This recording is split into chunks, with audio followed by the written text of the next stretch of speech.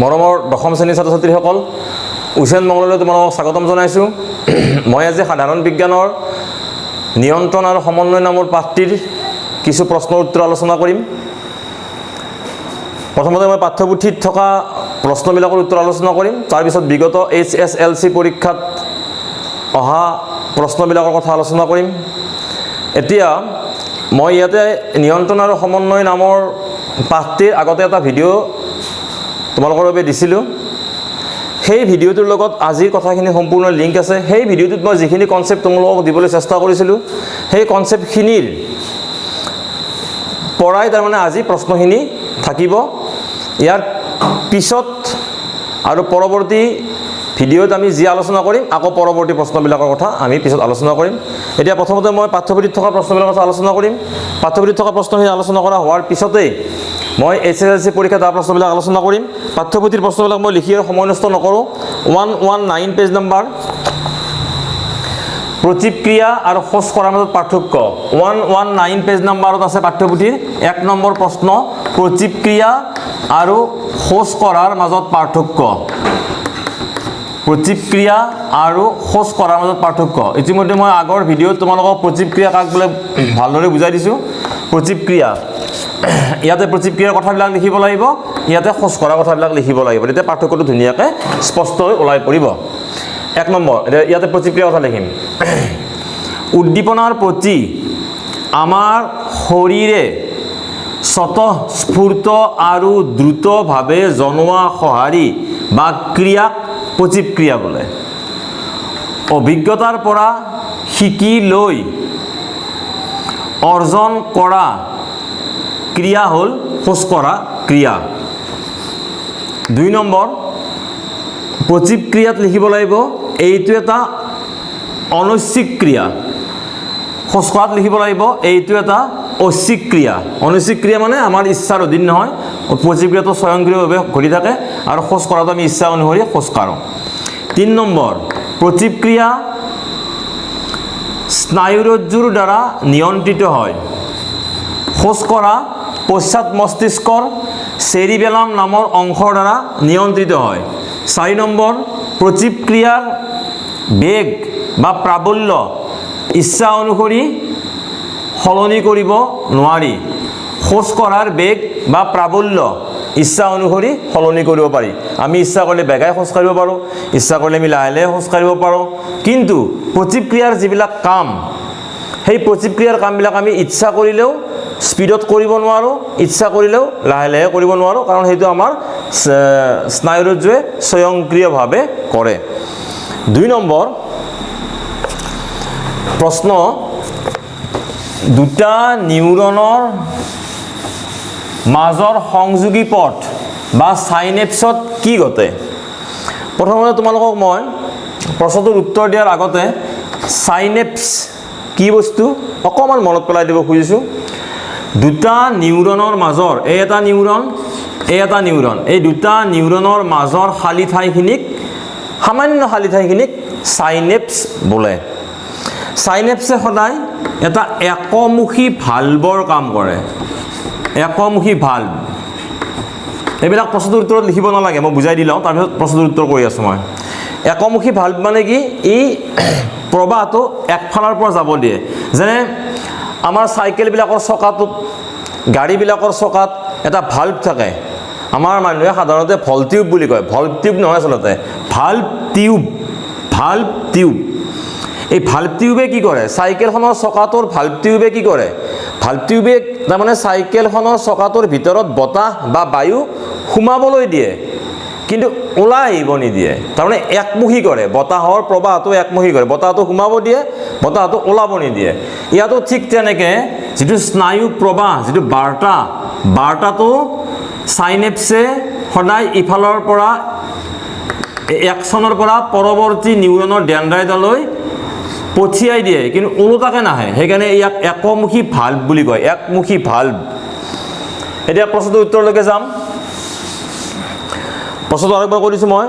দুটা নিউৰনৰ মাজৰ সংযোগী পথ বা চাইনেপছত কি ঘটে? গ্ৰাহক ইন্দ্ৰিয়ৰ পৰা সংগ্ৰহ কৰা বাৰ্তা নিউৰনত থকা ডেনড্ৰাইটৰ পৰা বৈদ্যুতিক প্ৰেৰণা হিচাপে নিউৰনৰ দেহ কোষত প্ৰৱেশ কৰে।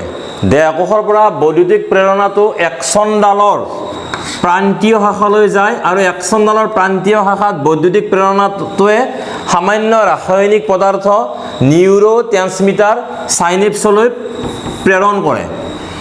এই চাইনেপছে নিউৰো ট্ৰেন্সমিটাৰ নামৰ ৰাসায়নিক পদাৰ্থখিনি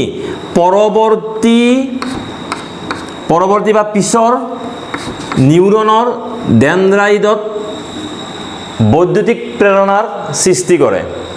গতিকে এটা নিউৰনৰ পৰা আন এটা নিউৰনলৈ বাৰ্তা প্ৰবাহ কৰাৰ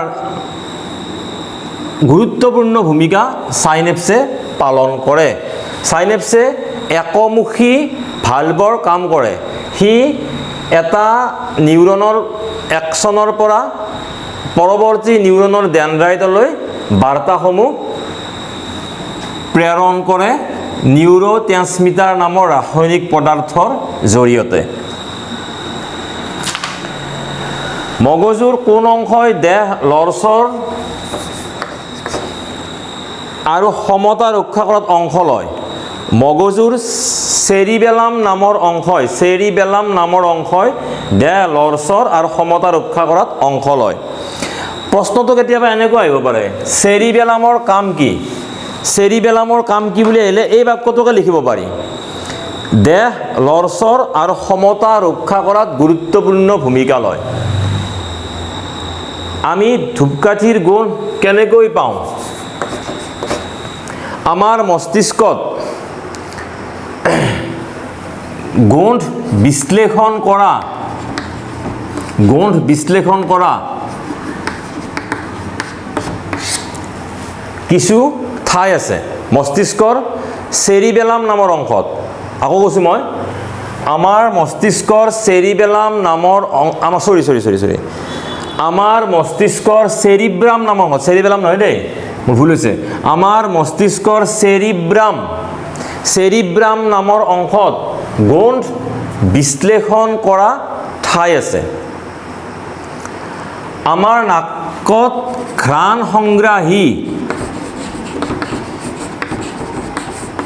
সংগ্ৰাহী স্নায়ু আছে।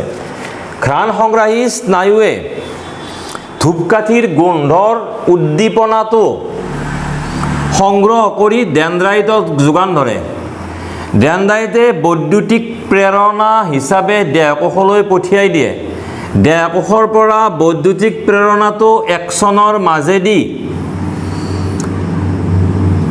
এক্সনৰ প্ৰান্তবিন্দুলৈ গতি কৰে। এক্সনৰ প্ৰান্তবিন্দুত বৈদ্যুতিক প্ৰেৰণাটোৱে সামান্য ৰাসায়নিক পদাৰ্থ সৃষ্টি কৰে আৰু এই ৰাসায়নিক পদাৰ্থখিনি দুটা নিউৰনৰ মাজৰ খালী ঠাই চাইনেপছলৈ গতি কৰে।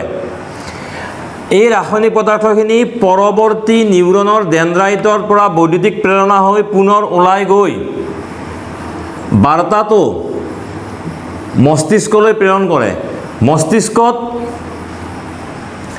ঘ্ৰাণ বিশ্লেষণ কৰা ঠাইখিনিত গোন্ধৰ অনুভূতি হয় আৰু চালক স্নায়ু বা আজ্ঞাবাহী স্নায়ুৰ জৰিয়তে বাৰ্তাটো মস্তিষ্কই পুনৰ পেশীকলালৈ অৰ্থাৎ নাকলৈ প্ৰেৰণ কৰে। প্ৰতিক্ৰিয়াত মগজুৰ ভূমিকা কি? প্ৰতিক্ৰিয়াত দৰাচলতে মগজুৰ বিশেষ ভূমিকা নাই। প্ৰতিক্ৰিয়াত স্নায়ুৰজ্জুৰ ভূমিকা থাকে, মগজুৰ বিশেষ মস্তিষ্ক বা মগজুৰ বিশেষ ভূমিকা নাই। গতিকে এইটোত মস্তিষ্কৰ ভূমিকা নাই বুলি লিখি দিলে হ'ব। এতিয়া চোৱা তোমালোকে 122 পেজ নম্বৰ 122 পৃষ্ঠা নম্বৰ 122 পৃষ্ঠা নম্বৰৰ 1 নম্বৰ বস্তুটো মই এতিয়া আলোচনা নকৰোঁ, এইটো 2021ৰ চিলেবাছত নাই। আমি 2 নম্বৰ আলোচনা কৰিম। নীলাজীবনৰ পাতৰ চলন পৰিঘটনাটো কাণ্ডৰ কুমলীয়া আগৰ পোহৰৰ দিশত গতি কৰা পৰিঘটনাটোৰ মাজত কি পাৰ্থক্য আছে?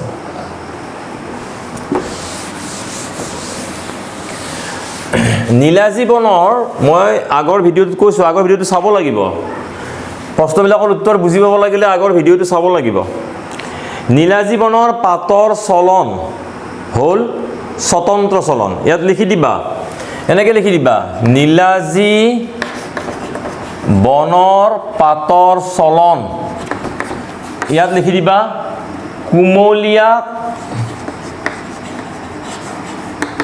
কুমলীয়া কাণ্ডৰ আগত হোৱা চলন কুমলীয়া কাণ্ডৰ আগত হোৱা চলন বা কাণ্ডৰ কুমলীয়া অংশত হোৱা চলন এনেকৈ লিখি দিবা 1 নম্বৰ ইয়াত লিখিব লাগিব নীলাজী পাতৰ চলন এই চলনটো স্বতন্ত্ৰ চলন এই চলনটো হ'ল স্বতন্ত্ৰ চলন নীলাজী বনৰ পাতৰ চলনটো স্বতন্ত্ৰ চলন ইফালে লিখিব লাগিব কুমলীয়া কাণ্ডৰ অংশত হোৱা চলনটো স্বতন্ত্ৰ চলন নহয় এই চলনটো বৃদ্ধি আৰু বিকাশৰ লগত জড়িত চলন 2 নম্বৰ নীলাজী বনৰ পাতৰ চলনৰ কোনো দিশ নাই কিন্তু কুমলীয়া কাণ্ডৰ আগত হোৱা চলনৰ দিশ আছে উদ্দীপনাৰ প্ৰতি বা উদ্দীপনাৰ বিপৰীত ফালে হি বৃদ্ধি আৰু বিকাশ হয় 3 নম্বৰ নীলাজী বনৰ পাতৰ চলন কিছু সময় পাছত পুনৰ আগৰ অৱস্থালৈ ঘূৰি আহে কিন্তু কুমলীয়া কাণ্ডৰ আগত হোৱা চলন কিছু সময়ৰ পাছত বুলি নহয় আৰু কেতিয়াও আগৰ অৱস্থালৈ ঘূৰি নাহে 4 নম্বৰ এতিয়া পৰীক্ষাত নম্বৰ হিচাপত তোমালোকে এইটো নম্বৰ যিমান থাকে এইটো হিচাপে লিখিব লাগিব নীলাজী বনৰ পাতৰ চলনটো উদ্দীপনাৰ ফালে বা উদ্দীপনাৰ বিপৰীত ফালে কোনোফালে গতি কৰা দেখা নাযায় কিন্তু কুমলীয়া কাণ্ডৰ আগত হোৱা চলনটো উদ্দীপনাৰ ফালে বা উদ্দীপনাৰ বিপৰীত ফালে গতি কৰা দেখা যায় ডিৰেকশ্যনেল বুলি কয় এটো হ'ল নন ডিৰেকশ্যনেল এটো হ'ল ডিৰেকশ্যনেল এতিয়া তোমালোকে অনুশীলনীলৈকে যোৱা 125 page number 125 page number 1 number বস্তুটো মই আলোচনা নকৰোঁ 2 নম্বৰটো আলোচনা কৰিম দুটা নিউৰনৰ খালী ঠাইক কি বুলি কয় সাইনেপছ 3 নম্বৰ প্ৰশ্ন মগজুৱে কি কাম কৰে ভাব আৰু চিন্তা কৰা হৃদপিণ্ডৰ স্পন্দন নিয়ন্ত্ৰণ দেহৰ সমতা ৰক্ষা ওপৰৰ আটাইকেইটা মস্তিষ্ক বা মগজুৱে আসলতে ওপৰৰ আটাইকেইটা কাম কৰে মগজুৰ চেৰিব্ৰাম নামৰ অংশই ভাব আৰু চিন্তা কৰা কামটো কৰে মগজুৰ যেটো মধ্য মস্তিষ্ক আৰু পশ্চাৎ মস্তিষ্ক আছে এইবিলাকে হৃদপিণ্ড স্পন্দন নিয়ন্ত্ৰণৰ যিবিলাক আমাৰ অনুচ্ছিক ক্ৰিয়া সেইবিলাক নিয়ন্ত্ৰণ কৰে দেহৰ সমতা নিয়ন্ত্ৰণ কৰে পশ্চাৎ মস্তিষ্কত থকা চেৰিবেলামে গতিকে ইয়াত যি তিনিটা মস্তিষ্কৰ বা মগজুৰ কাম দিয়া আছে এই আটাইকেইটা কামেই প্ৰত্যেকটো মস্তিষ্কৰ কোনোবাটো নহয় কোনোবাটো অংশই কৰে গতিকে আটাইকেইটা মস্তিষ্কৰে কাম গতিকে এনসাৰ হ'বগৈ ওপৰৰ আটাইকেইটা কোৱেশ্চন নম্বৰ 4 আমাৰ দেহৰ গ্ৰাহক অংগৰ কাম কি আমাৰ দেহৰ গ্ৰাহক অংগৰ কাম হ'ল প্ৰশ্নটো মই এটা এটাকৈ বুজাই দিছোঁ 3টা প্ৰশ্ন আছে ইয়াতে আমাৰ দেহত গ্ৰাহক অংগৰ কাম কি আমাৰ দেহত আমাৰ মানে মানুহৰ দেহত আমাৰ দেহত গ্ৰাহক অংগৰ কাম হ'ল পাৰিপাৰ্শ্বিকৰ পৰিৱৰ্তনৰ বাবে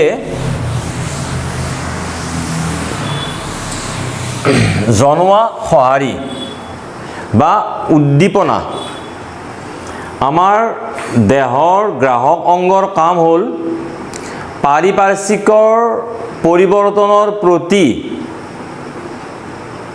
জনোৱা বাৰ্তা বা উদ্দীপনা গ্ৰাহক অংগৰ কাম হ'ল উদ্দীপনা সংগ্ৰহ কৰা বাহ্যিক পাৰিপাৰ্শ্বিকতাৰ পৰিৱৰ্তনবোৰ গ্ৰাহক অংগবিলাকে উদ্দীপনাৰ জৰিয়তে সংগ্ৰহ কৰে আৰু সেইবোৰ স্নায়ু প্ৰেৰণা বা বৈদ্যুতিক প্ৰেৰণা হিচাপে নিউৰনৰ মাজেদি গৈ কেন্দ্ৰীয় মস্তিষ্কত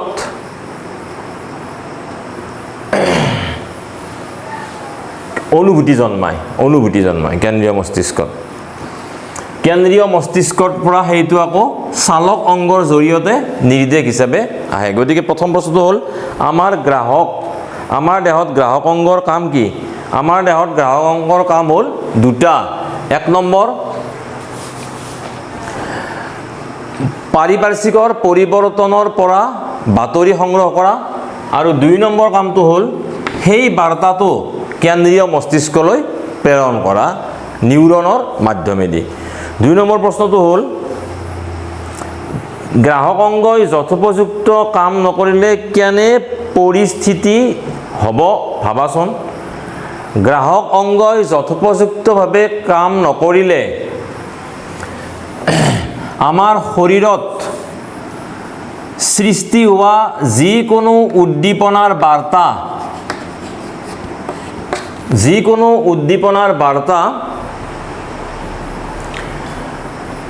কেন্দ্ৰীয় স্নায়ুতন্ত্ৰই লাভ নকৰিব।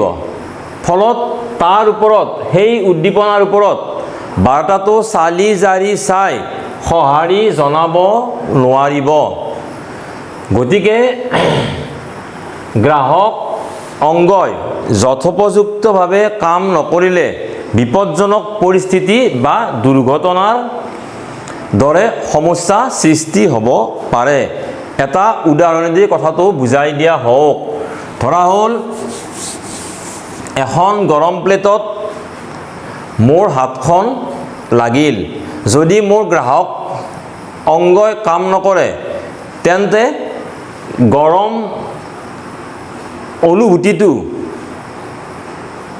অনুভূতিটো বা গৰমৰ যিটো উদ্দীপনা, এই উদ্দীপনাটো কেন্দ্ৰীয় স্নায়ুতন্ত্ৰই নাপাব। ফলত হাতখন মোৰ পুৰি যাব। তাৰপিছত কি আছে, নিউৰন গঠনৰ এটা চিত্ৰ আঁকা। চিত্ৰটো মই আঁকি নিদিওঁ, কিতাপত খুব সুন্দৰকৈ আছে। গতিকে নিউৰন গঠনৰ চিত্ৰটো তোমালোকে কিতাপৰ পৰা চাই লিখিবা। এতিয়া নিউৰনে কি কৰে? এতিয়া নিউৰনৰ ইয়াৰ কাৰ্য বৰ্ণনা কৰা। নিউৰনৰ কাৰ্য বৰ্ণনা কৰিব দিছে। আমি এতিয়া নিউৰনৰ কাৰ্য কৰিম। নিউৰনৰ কাৰ্য আগতে মই কেইবাবাৰো কৈছোঁ। প্ৰথমতে অকণমান নিউৰনৰ গঠনৰ বিষয়ে লিখি ল'বা। নিউৰনৰ 2টা অংশ থাকে। নিউৰন বা স্নায়ুকোষৰ 2টা অংশ থাকে, দেহকোষ আৰু স্নায়ুবৰ্ধ। স্নায়ুবৰ্ধ 2 প্ৰকাৰৰ, একচন আৰু ডেনড্ৰাইট। ডেনড্ৰাইটবিলাকে গ্ৰাহক অংগৰ পৰা বাৰ্তা সংগ্ৰহ কৰে। গ্ৰাহক অংগ যেতিয়া উত্তেজিত হয় কেনেকুৱা বাহিৰৰ পৰিৱেশৰ কাৰণে, বাহিৰৰ পৰিৱেশৰ পৰিৱৰ্তনৰ বাবে গ্ৰাহক অংগৰ পৰা উদ্দীপনাটো ডেনড্ৰাইটে সংগ্ৰহ কৰে আৰু বৈদ্যুতিক প্ৰেৰণা হিচাপে দেহকোষলৈ প্ৰেৰণ কৰে। দেহকোষৰ পৰা বৈদ্যুতিক প্ৰেৰণাটো একচনৰ মাধ্যমেদি একচনৰ প্ৰান্তীয় শাখালৈ যায়। একচনৰ প্ৰান্তীয় শাখাত বৈদ্যুতিক প্ৰেৰণাই সামান্য ৰাসায়নিক পদাৰ্থ নিৰ্গত কৰি 2টা নিউৰনৰ মাজৰ খালী ঠাই চাইনেপছলৈ পঠিয়াই দিয়ে। এই ৰাসায়নিক পদাৰ্থখিনিয়ে পৰৱৰ্তী নিউৰনৰ ডেনড্ৰাইটত স্নায়ু প্ৰেৰণা বা বৈদ্যুতিক প্ৰেৰণাৰ সৃষ্টি কৰি পুনৰ দেহকোষৰ মাজেদি একচনডালেদি ওলাই গৈ পৰৱৰ্তী চাইনেপছত ৰাসায়নিক পদাৰ্থ নিৰ্গত কৰে। এনেধৰণে আমাৰ গ্ৰাহক অংগই সংগ্ৰহ কৰা যিকোনো এটা উদ্দীপনাৰ বাৰ্তা নিউৰনৰ মাজেদি গৈ কেন্দ্ৰীয় স্নায়ুতন্ত্ৰ পায়। কেন্দ্ৰীয় স্নায়ুতন্ত্ৰই বাৰ্তাটো চালি জাৰি চাই তাৰ প্ৰতি দিয়া নিৰ্দেশ চালক স্নায়ু বা আজ্ঞাবাহী স্নায়ুৰ দ্বাৰা পুনৰ আকৌ বাৰ্তাৰ প্ৰবাহ এটা সৃষ্টি হৈ পেশীয় কলালৈ যায়।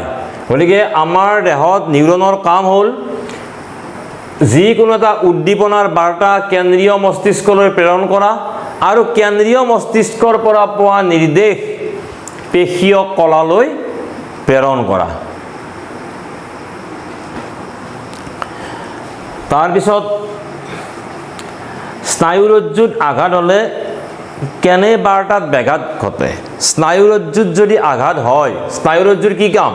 স্নায়ুৰজ্জুৱে কিছুমান অনৈচ্ছিক ক্ৰিয়া আৰু স্নায়ুৰজ্জুৱে আমাৰ প্ৰতিক্ৰিয়া কৰি থাকে।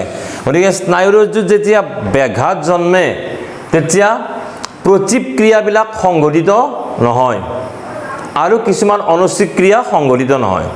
আৰু কৈছোঁ মই স্নায়ুৰজ্জুত ব্যাঘাত জন্মিলে স্নায়ুৰজ্জুত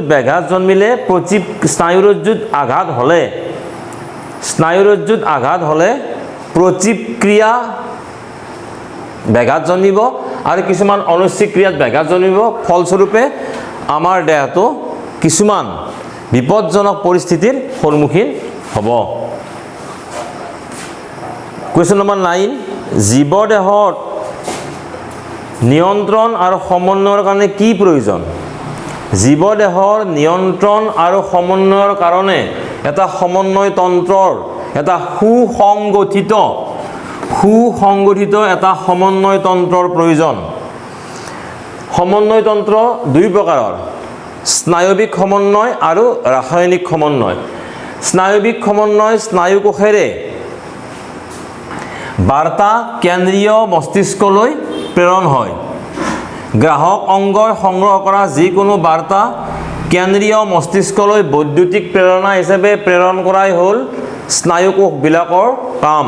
সেই বাৰ্তা কেন্দ্ৰীয় মস্তিষ্কই চালি জাৰি চাই পুনৰ তাৰ প্ৰতি সঁহাৰি আকৌ এলানি বেলেগ নিউৰনৰ মাজেদি আহি পেশীকোষ পায়।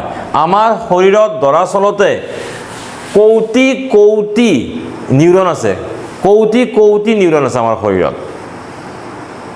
গতিকে আমাৰ শৰীৰত এডাল দুডাল নিউৰন নহয়, যদিবা নিউৰনবিলাক বহুত দীঘল আমাৰ শৰীৰত কৌটি নিউৰন আছে। এই নিউৰনবিলাকে আমাক কি কৰে? বিপদজনক অৱস্থাৰ পৰা আমাৰ দেহটোক সুৰক্ষিত কৰি ৰাখে।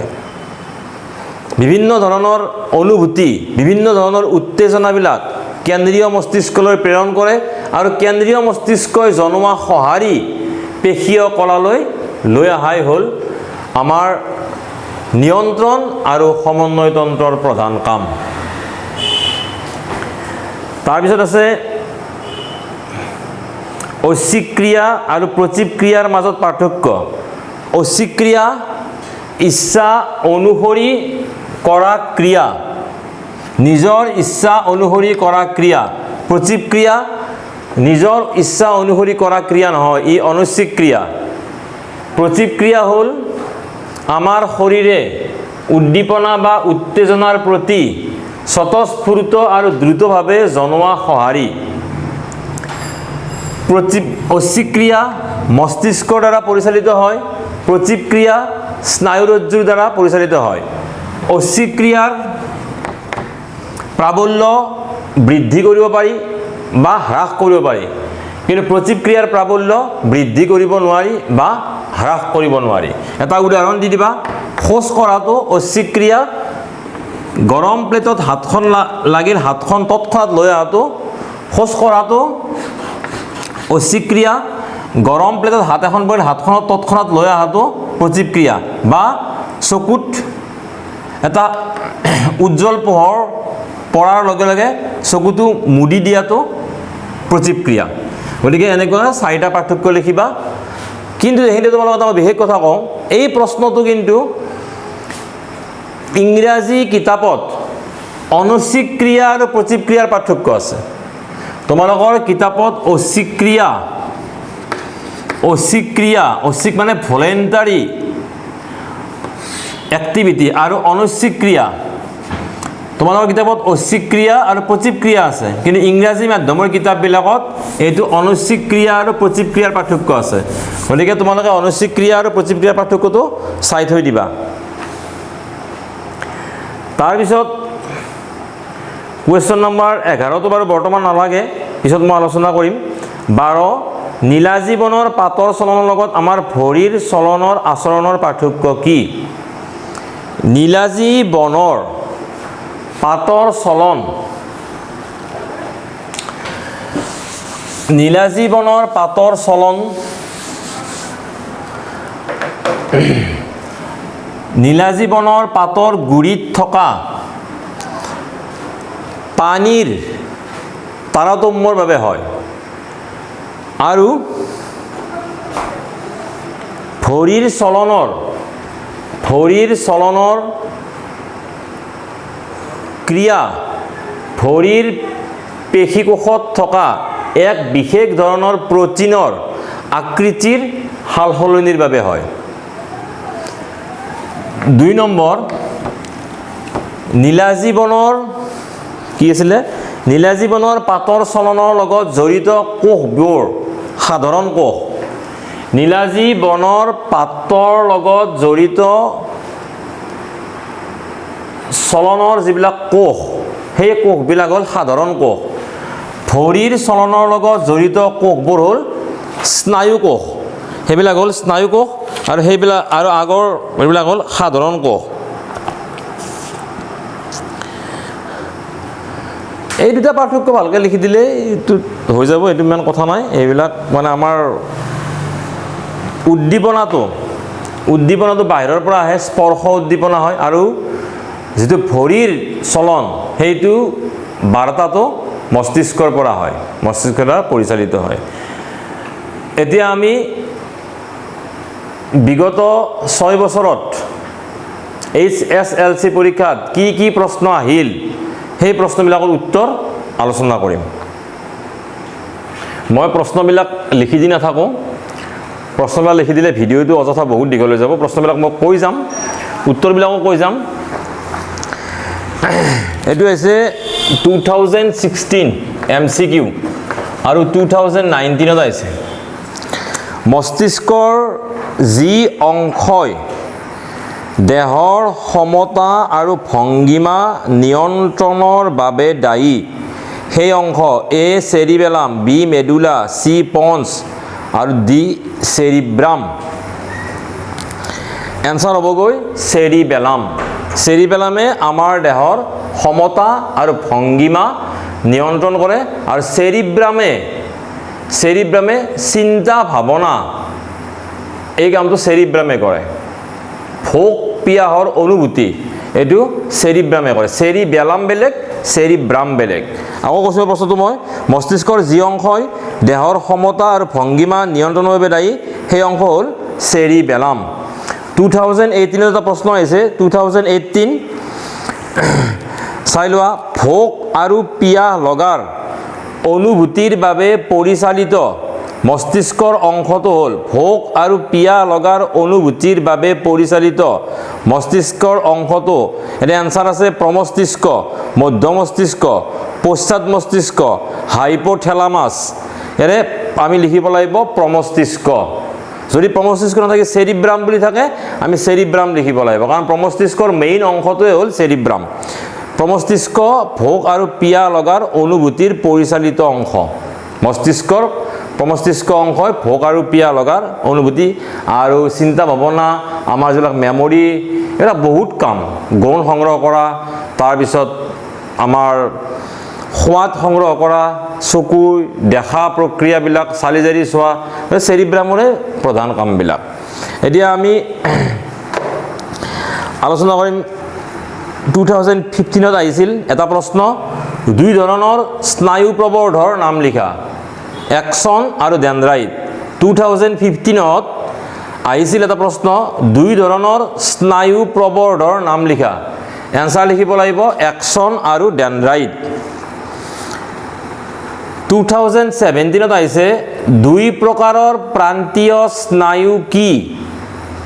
2 প্ৰকাৰৰ প্ৰান্তীয় স্নায়ু। 2 প্ৰকাৰৰ প্ৰান্তীয় স্নায়ু হ'ল মস্তিষ্কৰ পৰা ওলোৱা স্নায়ু অৰ্থাৎ ক্ৰেনিয়েল স্নায়ু, আৰু স্নায়ুৰজ্জুৰ পৰা ওলাই অহা প্ৰান্তীয় স্নায়ু অৰ্থাৎ ৰজ্জু স্নায়ু। ক্ৰেনিয়েল স্নায়ু আৰু ৰজ্জু স্নায়ু। তাৰপিছত 2015ত আহিছে এটা প্ৰশ্ন, 2015 চাইনেপছ কি? স্নায়ু প্ৰবাহ কেনেকৈ চাইনেপছৰ মাজেদি পাৰ হয়? মই ক'লোঁ আগতে, তথাপিতো আৰু এবাৰ কৈ দিছোঁ মই। চাইনেপছ 2টা নিউৰনৰ মাজত থকা সামান্য খালী ঠাইখিনিক চাইনেপছ বোলে। স্নায়ু প্ৰবাহ কেনেকৈ চাইনেপছৰ মাজেদি পাৰ হয়? ডেনড্ৰাইটে বৈদ্যুতিক প্ৰেৰণা প্ৰথমে দেহকোষলৈ প্ৰেৰণ কৰে। দেহকোষৰ পৰা বৈদ্যুতিক প্ৰেৰণা একচনেদি একচনৰ প্ৰান্তীয় শাখালৈ যায়। একচনৰ প্ৰান্তীয় শাখাৰ পৰা বৈদ্যুতিক প্ৰেৰণাই সামান্য ৰাসায়নিক পদাৰ্থ সাইনেপছলৈ প্ৰেৰণ কৰে। এই সাইনেপছৰ মাজেদি ৰাসায়নিক পদাৰ্থখিনি পৰৱৰ্তী নিউৰনৰ ডেনড্ৰাইটত প্ৰৱেশ কৰে। ডেনড্ৰাইটৰ বৈদ্যুতিক প্ৰেৰণা হয় এনেদৰে ডেনড্ৰাইটৰ পৰা দেহকোষ, দেহকোষৰ পৰা একচন, একচনৰ পৰা সাইনেপছ হৈ বাৰ্তাটো কেন্দ্ৰীয় মস্তিষ্কলৈ প্ৰেৰণ হয়। সাইনেপছে কোনো এটা বাৰ্তা প্ৰেৰণ কৰাত সদায় একমুখী ভালভৰ দৰে ক্ৰিয়া কৰে। তাৰপিছত আছে প্ৰশ্ন 2015 আহিছে, নীলাজীবনে কেনেকৈ উদ্দীপনাৰ প্ৰতি সঁহাৰি জনায়?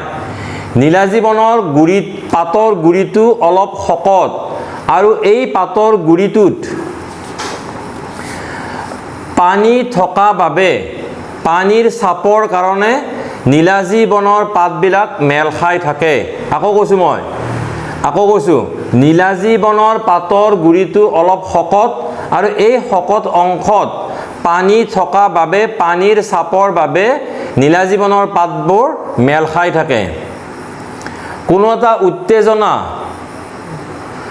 নীলাজীবনৰ পাতে লাভ কৰাৰ পিছত সাধাৰণ কোষবিলাকৰ মাজেদি বৈদ্যুতিক ৰাসায়নিক প্ৰেৰণা হৈ এই বাৰ্তাটো পাতৰ গুৰিত থকা পানীয়ে পায়। ফলস্বৰূপে পাতৰ গুৰিত থকা শকত অংশৰ কোষবিলাকৰ মাজত থকা আন্তঃকোষীয় স্থানলৈ পানী গমন কৰে। ফলস্বৰূপে পানীৰ চাপ কমে আৰু পানীৰ চাপ কমাৰ কাৰণে নীলাজীবনৰ পাতবোৰ জাপ খাই যায়। কিছু সময় পিছত ব্যাপন প্ৰক্ৰিয়াৰে আকৌ পানীবোৰ পাতটোৰ গুৰিলৈকে গুচি আহে, আকৌ পানীৰ চাপ বাঢ়ে, ফলস্বৰূপে পাতবিলাক মেল খাই যায়। এইটো প্ৰশ্নৰ উত্তৰ অলপ জটিল, মই একবাৰ কৈ দিছোঁ তোমালোকক। নীলাজীবনে কেনেকৈ উদ্দীপনাৰ প্ৰতি সঁহাৰি জনায়? নীলাজীবনে কেনেকৈ উদ্দীপনাৰ প্ৰতি সঁহাৰি জনায়? নীলাজীবনৰ পাতৰ গুৰিটো অলপ শকত আৰু ইয়াত পানী থাকে। এই পানীৰ চাপৰ বাবে নীলাজীবনৰ পাতবিলাক মেল খাই থাকে। কোনো এটা উত্তেজনা যেনে স্পৰ্শ উত্তেজনাৰ বাবে কোষৰ মাধ্যমেদি বৈদ্যুতিক ৰাসায়নিক বাৰ্তা এটা পাতৰ গুৰিলৈকে গমন কৰে। পাতৰ গুৰিত থকা পানী কোষৰ ভিতৰত থকা আন স্থানলৈ গতি কৰে। ফলস্বৰূপে পাতৰ গুৰিত পানীৰ পৰিমাণ কমি যায়। পানীৰ পৰিমাণৰ তাৰতম্য হোৱাৰ লগে লগে পানীৰ চাপ কমে আৰু নীলাজীবনৰ পাতবোৰ জাপ খাই যায়। স্পৰ্শ অনুভূতিৰ বাবে এই ধৰণৰ ঘটনা সংঘটিত হয়। স্নায়ুকলাই কেনেকৈ পেশীয় চলন নিয়ন্ত্ৰণ কৰে? পেশীয় চলন, পেশীকোষত এক বিশেষ ধৰণৰ প্ৰটিন থাকে। যেতিয়া কেন্দ্ৰীয় মস্তিষ্কৰ পৰা এটা বাৰ্তা বৈদ্যুতিক প্ৰেৰণা হিচাপে পেশীকোষলৈ যায়, তেতিয়া পেশীকোষত থকা প্ৰটিনবোৰে এক বিশেষ ধৰণৰ আকৃতি লয়। প্ৰটিনৰ আকৃতি সলনি হৈ যোৱাৰ লগে লগে সেই প্ৰটিন থকা কোষবোৰৰো আকৃতি সলনি হয়। ফলস্বৰূপে পেশীয় কোষৰ আকৃতি সলনি হৈ সৰু হয় আৰু পেশীয় কলাত থকা আঁহবোৰে গতি আৰম্ভ কৰে। এই পেশীয় গতিৰ বাবে পেশীয় কলাৰ গতিৰ বাবে আমি কোনো এটা অংগ আমি ইফালে সিফালে দাঙিব পাৰোঁ বা ইফাল সিফাল কৰিব পাৰোঁ। আৰু কৈছোঁ মই পেশীয় কোষত এক বিশেষ ধৰণৰ প্ৰটিন থাকে।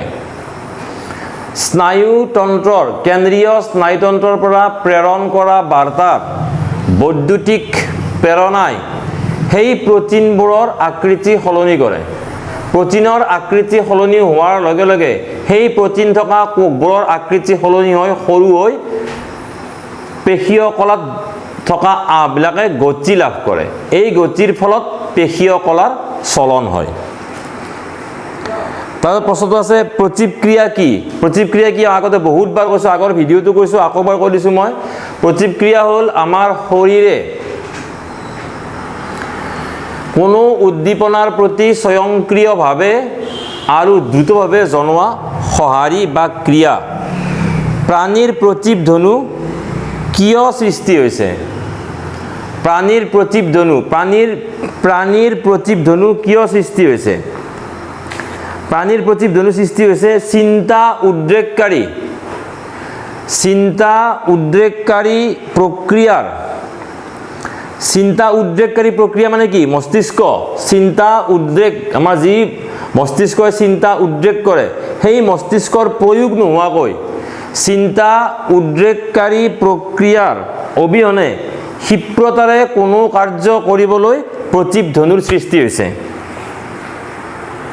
আকৌ কৈছোঁ মই প্ৰতিক্ৰিয়া কি সেইটো ক'লোৱে। প্ৰতিধ্বনি কি কৈ দিছোঁ মই? প্ৰতিধ্বনি হ'ল কোনো এটা কাৰ্য চিন্তা উদ্ৰেক কৰা কাৰ্যৰ অবিহনে অতি ক্ষিপ্ৰতাৰে কাৰ্যটো কৰাই হ'ল কৰিবৰ বাবে প্ৰতিধ্বনিৰ সৃষ্টি হৈছে। চিন্তা উদ্ৰেককাৰী প্ৰক্ৰিয়াৰ অবিহনে ক্ষিপ্ৰতাৰে কোনো এটা কাৰ্য সমাধা কৰিবলৈ প্ৰতিধ্বনিৰ সৃষ্টি হৈছে। প্ৰতিধ্বনিৰ বিভিন্ন উপাদানসমূহৰ নাম লিখা। প্ৰতিধ্বনিৰ উপাদান, প্ৰতিধ্বনি কেনেকৈ হয় তোমালোকক মই আঁকি দেখুৱাইছিলোঁ। প্ৰতিধ্বনি প্ৰথমতে গ্ৰাহক অংগ। প্ৰতিধ্বনিৰ উপাদান হ'ল গ্ৰাহক অংগ, সংবেদী স্নায়ু বা আজ্ঞাবাহী স্নায়ু, তাৰপিছত স্নায়ুৰজ্জু, অন্তৰ্বৰ্তী স্নায়ু বা ৰিলে স্নায়ু, তাৰপিছত আজ্ঞাবাহী স্নায়ু বা চালক স্নায়ু, আৰু শেষত পেশীয় কলা। এইকেইটা উপাদান লিখিব লাগিব বা কাৰ্যকৰী অংগ। পেশীয় কলা নিলিখি কাৰ্যকৰী অংগও লিখিব পাৰি। কি কি লিখিব লাগিব? 1 নম্বৰ খবৰটো সংগ্ৰহ কৰিলে কিহে? গ্ৰাহক অংগই, গ্ৰাহক অংগ। 2 নম্বৰ সংজ্ঞাবাহী স্নায়ু বা সংবেদী স্নায়ু। 3 নম্বৰ স্নায়ুৰজ্জু। এইবিলাক কি? প্ৰতিধ্বনিৰ উপাদান। স্নায়ুৰজ্জু। 4 নম্বৰ ৰিলে স্নায়ু বা অন্তৰ্বৰ্তী স্নায়ু বা মিশ্ৰ স্নায়ু। 5 নম্বৰ আজ্ঞাবাহী স্নায়ু বা চালক স্নায়ু। আৰু 6 নম্বৰ হ'ল কাৰ্যকৰী অংগ। তাৰপিছত 2018 আহিছে আমাৰ দেহত স্নায়ু প্ৰেৰণা কেনেদৰে প্ৰবাহিত হয়। আমাৰ দেহত স্নায়ু প্ৰেৰণা প্ৰবাহিত হ'বৰ কাৰণে এক বিশেষ ধৰণৰ স্নায়ুতন্ত্ৰ থাকে।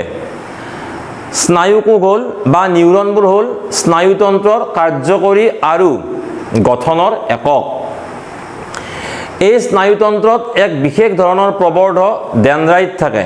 ডেনড্ৰাইটবিলাকে গ্ৰাহক অংগই সংগ্ৰহ কৰা উত্তেজনাৰ বা উদ্দীপনাৰ বাৰ্তাটো বৈদ্যুতিক প্ৰেৰণা হিচাপে দেহকোষলৈ পঠিয়াই দিয়ে। দেহকোষৰ পৰা আন এডাল স্নায়ু প্ৰবৰ্ধ একচনৰ জৰিয়তে বৈদ্যুতিক প্ৰেৰণাটো একচনৰ প্ৰান্তীয় শাখালৈ যায়। প্ৰান্তীয় শাখাৰ পৰা একচনৰ পৰা সামান্য ৰাসায়নিক পদাৰ্থ চাইনেপ্স নামৰ খালী ঠাইখিনিলৈ যায়। চাইনেপ্সৰ পৰা ৰাসায়নিক পদাৰ্থখিনি পৰৱৰ্তী নিউৰনৰ ডেনড্ৰাইটত প্ৰৱেশ কৰে। এনেধৰণে এলানি নিউৰনৰ মাজেদি বাৰ্তাটো গৈ কেন্দ্ৰীয় মস্তিষ্কই পায়। কেন্দ্ৰীয় মস্তিষ্কই বাৰ্তাটো চালি জাৰি চাই এই উদ্দীপনাৰ প্ৰতি জনোৱা সঁহাৰি আন এলানি স্নায়ুকোষৰ মাজেদি পেশীয় কোষলৈ প্ৰেৰণ কৰে। তাৰপিছত আহিছে 2019 একচন আৰু ডেনড্ৰাইটৰ মাজত দুটা পাৰ্থক্য লিখা। একচন যিকোনো নিউৰন বা স্নায়ুকোষত একচন এডাল থাকে আৰু ডেনড্ৰাইট বহুত থাকে। ডেনড্ৰাইটে বাৰ্তা সংগ্ৰহ কৰি দেহকোষলৈ পঠিয়ায়। একচনে দেহকোষৰ পৰা বাৰ্তাটো বা স্নায়ু প্ৰেৰণাটো চাইনেপ্সৰ পৰা চাইনেপ্সৰ মাধ্যমেদি পৰৱৰ্তী নিউৰনৰ ডেনড্ৰাইটলৈ প্ৰেৰণ কৰে। আৰু কৈছোঁ মই একচন, এটা নিউৰনত এডাল একচন থাকে এটা নিউৰনত বহুত ডেনড্ৰাইট থাকে। একচনডাল দীঘল, ডেনড্ৰাইটবোৰ চুটি চুটি। একচনে দেহকোষৰ পৰা বৈদ্যুতিক প্ৰেৰণা ৰাসায়নিক পদাৰ্থৰ সহায়েৰে চাইনেপছলৈ পঠিয়াই দিয়ে। ডেনড্ৰাইটে গ্ৰাহক অংগই সংগ্ৰহ কৰা উত্তেজনা বৈদ্যুতিক প্ৰেৰণা হিচাপে দেহকোষলৈ পঠিয়াই দিয়ে। তাৰপিছত পেশী কোষে কেনেদৰে তাৰ আকৃতি সলনি কৰে। পেশী কোষে কেনেদৰে তাৰ আকৃতি সলনি কৰে এইটো মই বহুতবাৰ ক'লোঁ। পেশী কোষবিলাকত এক বিশেষ ধৰণৰ প্ৰটিন থাকে। যেতিয়া কেন্দ্ৰীয় স্নায়ুতন্ত্ৰৰ পৰা কোনো এটা বৈদ্যুতিক প্ৰেৰণা প্ৰবাহিত হয়, সেই পেশী কোষত থকা প্ৰটিনবোৰ এক বিশেষ ধৰণৰ আকৃতি গ্ৰহণ কৰে। প্ৰটিনবোৰে বিশেষ আকৃতি গ্ৰহণ কৰাৰ লগে লগে প্ৰটিন থকা কোষবোৰেও এটা বিশেষ আকৃতি গ্ৰহণ কৰি সংকুচিত হৈ পৰে। ইয়াৰ ফলত পেশীয় কলাই পেশীয় কলাৰ আঁবোৰে গতিপ্ৰাপ্ত হয় আৰু ফলস্বৰূপে পেশীয় কলাৰ চলন হয়। গতিকে স্নায়ুতন্ত্ৰৰ পৰা কেন্দ্ৰীয় স্নায়ুতন্ত্ৰৰ পৰা প্ৰেৰণ কৰা বৈদ্যুতিক প্ৰেৰণাই বিশেষ ধৰণৰ প্ৰটিনৰ আকৃতিৰ সাল সলনি কৰি সেই প্ৰটিন থকা পেশীয় কোষবিলাকৰ আকৃতিৰ পৰিৱৰ্তন সংঘটিত কৰে। 2020 আহিছে মানুহৰ মস্তিষ্কৰ অংশসমূহৰ নাম লিখা। মানুহৰ মস্তিষ্কৰ অংশসমূহৰ নাম তোমালোকক মই কৈছিলোঁ আগতে, প্ৰমস্তিষ্ক, মধ্য মস্তিষ্ক আৰু পশ্চাৎ মস্তিষ্ক। চেৰিবেলামৰ দ্বাৰা নিয়ন্ত্ৰিত ক্ৰিয়াকলাপসমূহ লিখা। চেৰিবেলামে আমাৰ দেহৰ সমতা আৰু ভংগিমা নিয়ন্ত্ৰণ কৰে। চেৰিবেলামৰ সহায়ত মানুহৰ দেহৰ ভাৰসাম্য ৰক্ষা হয়। ফলস্বৰূপে মানুহে লিখা মেলা কৰা, খোজ কঢ়া, চাইকেল চলোৱা আদি বিভিন্ন কাম কাজ সুচাৰুৰূপে পৰিচালনা কৰিব পাৰে। এইকেইটা হ'ল HSLC পৰীক্ষাত অহা প্ৰশ্ন। ইয়াৰে একো টান প্ৰশ্ন অহা নাই। খালি তোমালোকে মনত ৰাখিবা যে নিউৰন কি। নিউৰন হ'ল স্নায়ুতন্ত্ৰৰ গঠনৰ কাৰ্যকৰী আৰু গঠনৰ একক। নিউৰনে কেনেকৈ বাৰ্তা প্ৰেৰণ কৰে, এই ডেনড্ৰাইট, তাৰপৰা দেহকোষ, তাৰপৰা একচন, তাৰপৰা চাইনেপছ, এইখিনি ভালদৰে লিখিবা। পেশীয় কলাই কেনেকৈ কাৰ্য কৰে, কেন্দ্ৰীয় স্নায়ুতন্ত্ৰৰ পৰা প্ৰেৰণ কৰা বৈদ্যুতিক প্ৰেৰণাই সেই পেশীয় কোষবোৰত থকা প্ৰটিনৰ আকৃতি সলনি কৰে। ফলস্বৰূপে সেই প্ৰটিন থকা কোষবিলাকৰো আকৃতি সলনি হৈ পেশীয় কলাবিলাকে কাৰ্য সমাধা কৰে। ইয়াৰ পিছত 8 নম্বৰ অধ্যায়টোৰ কাৰণে বহুত কমেণ্ট আহি আছে। তোমালোকক 8 নম্বৰ অধ্যায়টো দিবলৈ মই চেষ্টা কৰিম। ভালকৈ পঢ়িবা। ধন্যবাদ।